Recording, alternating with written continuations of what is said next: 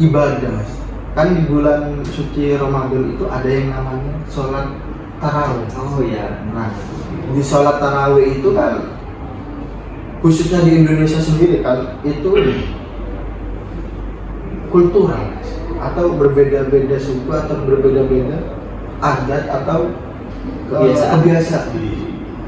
Nah, pertanyaan atau permasalahan yang ingin saya tanyakan itu jadi gini mas, salah satunya itu ada yang melaksanakan ibadah tarawih, sholat tarawih itu hanya 8 rakaat dan ada yang 23 disertai dengan sholat witir ya.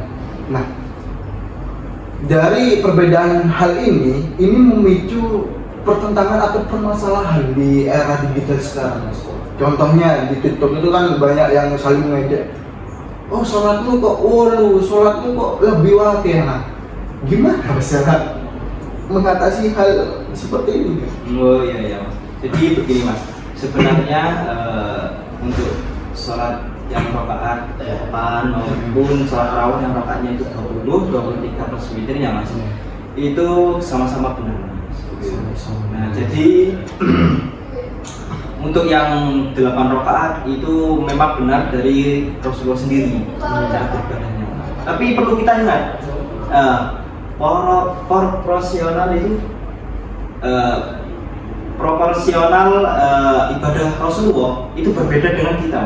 Jadi Rasulullah melakukan 1 rakaat dalam sholat tarawih, 1 rakaat ya mas, itu bacaannya sama seperti surat Al-Baqarah, An-Nisa dan Al-Imran itu dijadikan satu dalam 1 rakaat. Bisa berjam-jam Nah, bisa sama yang bayangkan mas. Dan juga Rasulullah itu membacanya itu dengan tartil mas ya, tidak cepat begitu ya. Seperti yang jadi Rasulullah itu benar-benar meresapi setiap makna ayat Al-Quran mas. ayat yang dibaca berarti. Iya benar mas. Jadi bisa sama yang bayangkan mas.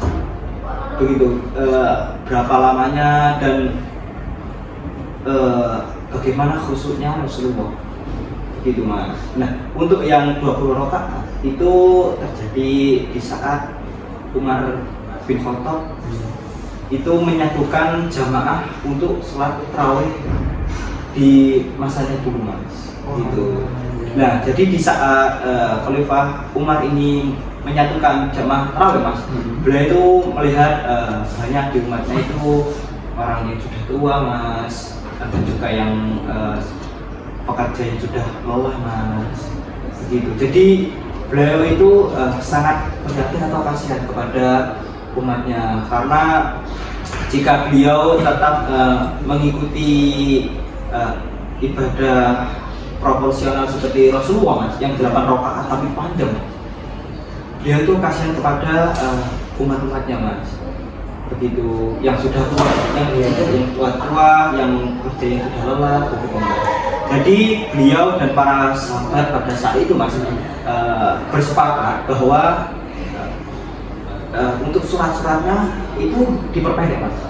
Untuk surat-surat sunnahnya itu diperpendek. Nah, jadi tidak panjang seperti bacaan Rasulullah tapi diperpendek.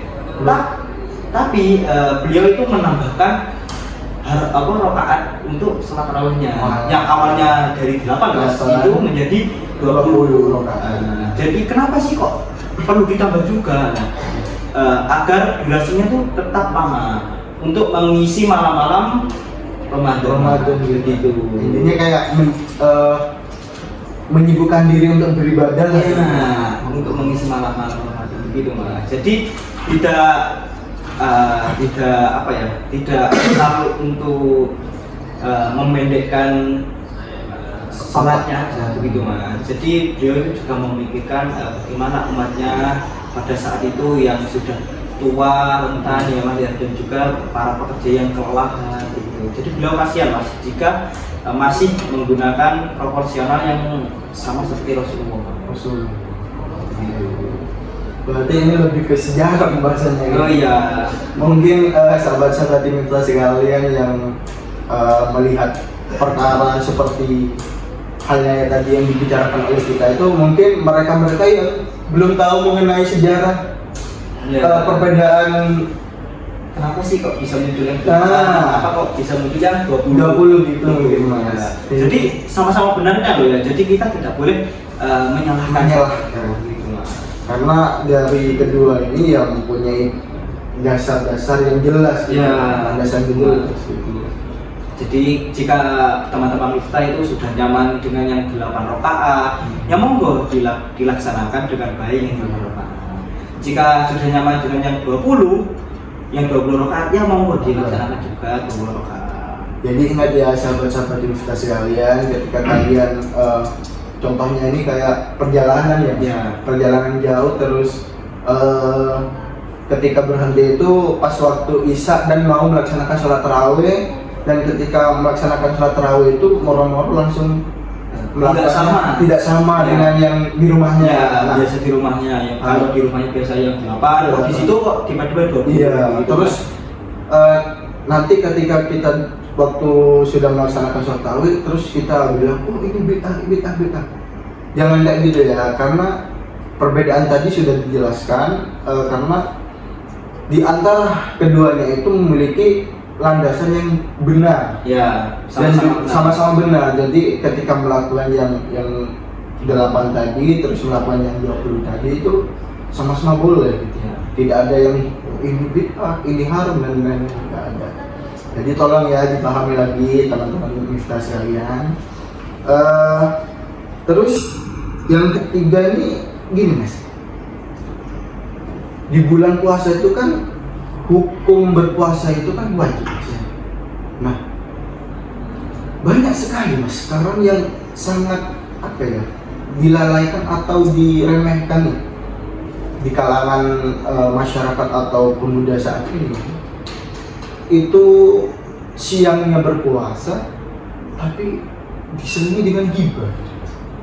Kadang ada temannya yang kayak gini terus dibicarakan, itu kan termasuk gibah juga Mas. Terus ada yang saudaranya kayak gini dibicarakan kayak gini, sehingga membicarakan hal-hal yang buruk terhadap orang tersebut. Iya. Nah, dalam perkara ini kan terjadi pada atau pas waktu di bulan suci Ramadan, Ya, pas kita puasa. gitu. Jadi hukumnya gimana Mas dalam persoalan kayak gini? Biar sahabat-sahabat universitas sekalian tahu. Jadi begini Mas Arif, puasa kita itu wajib ya. Jadi terus ghibah itu hukumnya haram. Ya. Jika kita melakukan ghibah itu diibaratkan kita itu sedang memakan daging saudara muslim kita sendiri Mas. Saking saking kecilnya seperti itu Mas. Jadi di saat kita puasa, jika kita melaksanakan ghibah, apakah itu akan bisa membatalkan puasa kita? Tidak Mas, itu tidak membatalkan puasa kita Mas. Berarti tidak membatalkan. Ya, tidak membatalkan puasa kita. Tapi itu bisa mengurangi pahala puasa kita Mas. Ingat ya, ada tabinya. Nah, tapi mengurangi itunya. mengurangi pahala puasa kita. Nah, Begitu. karena pahala puasa kita itu tidak ada yang tahu Mas. Begitu. Yang tahu itu hanya Allah Mas. Oh, jadi nafsi-nafsi gitu. Ya, masing-masing Mas, tergantung bagaimana cara kita melaksanakan puasa di bulan suci Ramadan ini. Dan ini tidak cuma berlaku untuk yang dibaca loh Mas ya.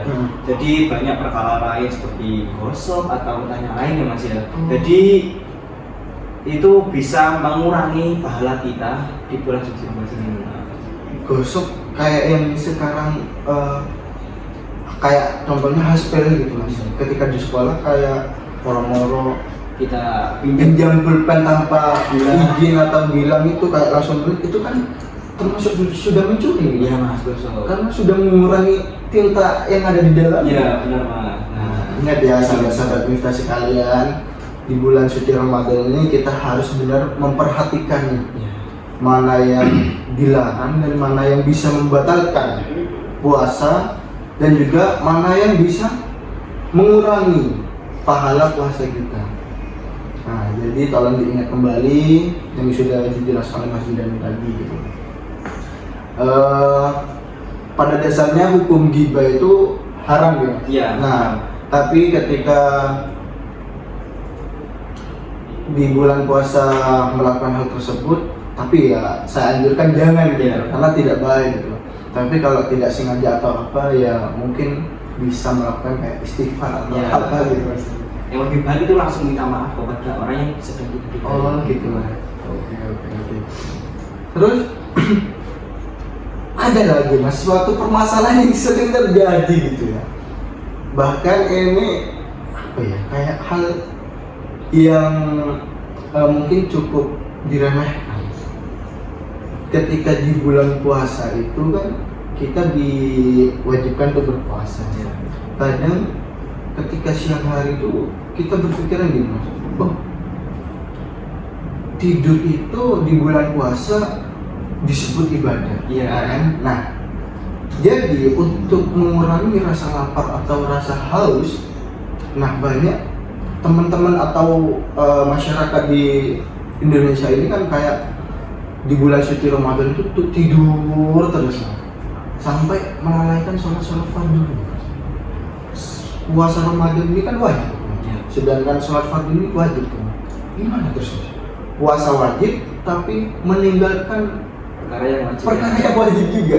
Oh iya. Kayak tidur sampai contoh ya habis sahur ya, habis sahur langsung tidur.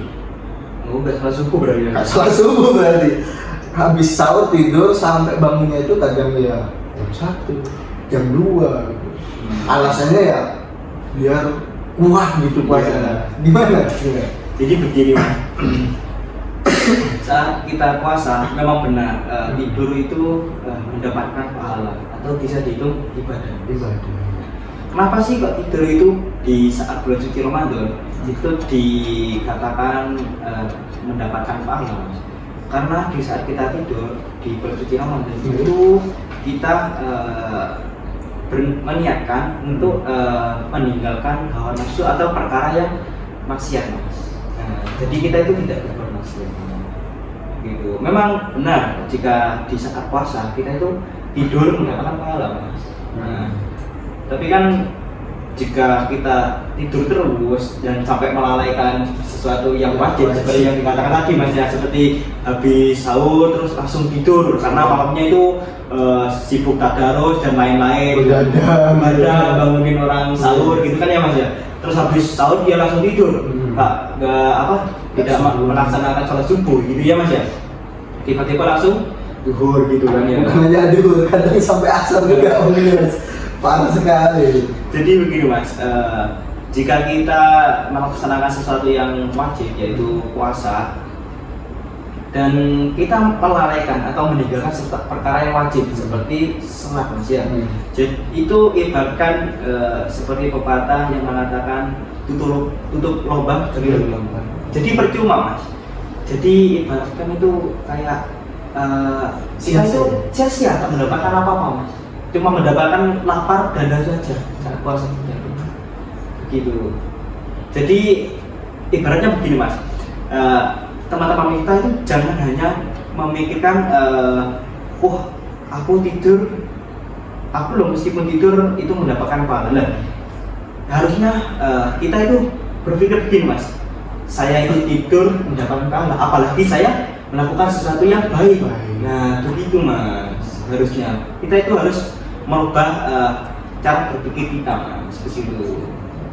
Jadi gitu ya teman-teman sekalian, mungkin nih kalau melihat temennya tidurnya itu habis sahur sampai duhur, mungkin diingat ya dibilangin diajak temennya itu, karena kan masih jawabannya kalau diingatkan teman-teman kita tuh kan kayak kamu ini jangan tidur terus. Jawabannya nanti tidur itu ibadah, aku ini ibadah. Kalau tidurnya itu kalau 1 jam 2 jam mungkin lah termasuk ibadah. Tapi kalau tidurnya itu dari habis sahur sampai jam 1 jam 3 itu bukan ibadah lagi. Ya bukan ibadah itu namanya. Apa bisa dikatakan ngebro gitu. Mungkin lagi praktek tidur mati suri. Oke, jadi itu ya yang harus diingat oleh teman-teman kita sekalian. Terus mungkin gini Mas, banyak nih kalangan siswa-siswa atau teman-teman sekalian tuh oke.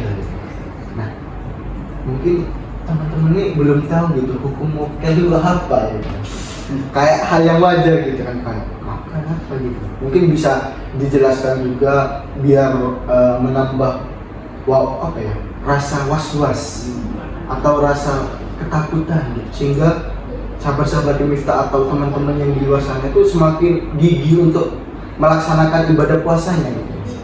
Oh iya, jadi begini, mokel atau membatalkan puasa khususnya di bulan suci Ramadan ini lah Mas ya. Nah, puasa suci Ramadan itu hukumnya wajib Mas. Nah, jika kita tidak puasa atau kita dengan sengaja membatalkan puasa kita, padahal itu belum waktunya buka ya, belum waktunya berbuka, dan kita sengaja untuk membatalkannya Mas, maka kita itu akan sangat mendapatkan dosa yang sangat besar. Ketika sudah balik ya, utamanya ya. Kan bulan puasa ini di bulan suci Ramadan ini itu kan wajib bagi yang sudah tamyiz atau sudah yang mengerti Mas ya kan. Nah, jika kita itu sudah tamyiz atau sudah balik, tapi kita itu dengan sengaja mokel Mas atau tidak puasa, maka itu kita akan mendapatkan dosa yang sangat besar.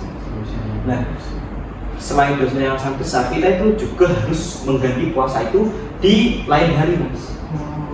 Ingat ya, kalau ada teman kalian yang mokel atau tidak berpuasa itu diingatkan untuk mengganti puasanya di hari-hari di luar bulan suci Ramadan. Nah, benar. Karena wajib itu. Ya, ini itu wajib.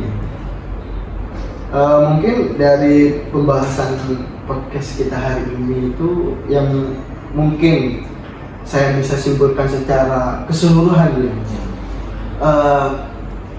Yang perlu kita ketahui bersama bahwasanya di bulan suci Ramadan ini, bulan suci Ramadan itu bulan yang sangat diagungkan oleh Allah Subhanahu wa taala, yang mana di bulan suci Ramadan ini akan dilipat gandakan sesuatu amal baik yang kita lakukan gitu.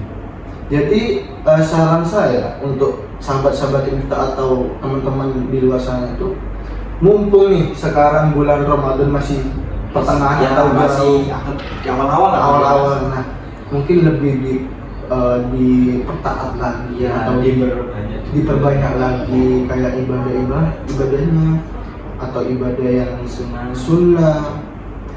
Ya banyak lah macamnya ibadah sunnah itu, kayak kita membantu sesama itu juga termasuk ibadah. Intinya kita harus pintar-pintar mencari waktu untuk digunakan beribadah kepada Allah SWT. Jadi begitu. Mungkin Mas sebelum mengakhiri podcast kita hari ini ya, mungkin ada kata-kata mutiara nih buat teman-teman atau sahabat-sahabat kita di luar sana. Untuk kata-kata ya Mas ya. Mungkin sekedar mengingatkan aja Mas ya, bahwa alangkah baiknya di bulan suci Ramadan ini kita memfokuskan diri kita untuk memohon ampun dan juga bertaubat kepada Allah, agar di saat kita lepas dari bulan suci Ramadan ini kita bisa menjadi pribadi yang lebih baik, bisa menghilangkan segala dosa-dosa kita Mas yang sudah kita lakukan dahulu. Mungkin itu ya teman-teman kita. Kalau mungkin ya ada sesuatu yang ingin ditanyakan atau sesuatu yang masih belum dipahami itu, mungkin bisa ditanyakan di kolom komentar di lainnya. Nah, sebelum itu jangan lupa juga di like dan di subscribe dan juga di subscribe ya. Di share juga gitu kan. Mungkin sudah cukup pembahasan kita kali ini. Sebelumnya saya ingin mengucapkan banyak-banyak terima kasih terhadap Mas Zidan yang sudah memberikan materi atau pemahaman terhadap materi kali ini.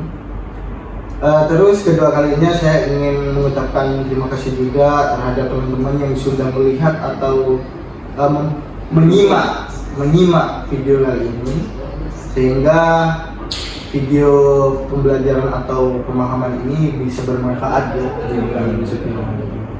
Nah, sebelumnya saya ingin menuturkan permohonan maaf atas tutur kata atau kesalahan yang salah Ya. ketika tadi kami menjelaskan bincang-bincang gitu.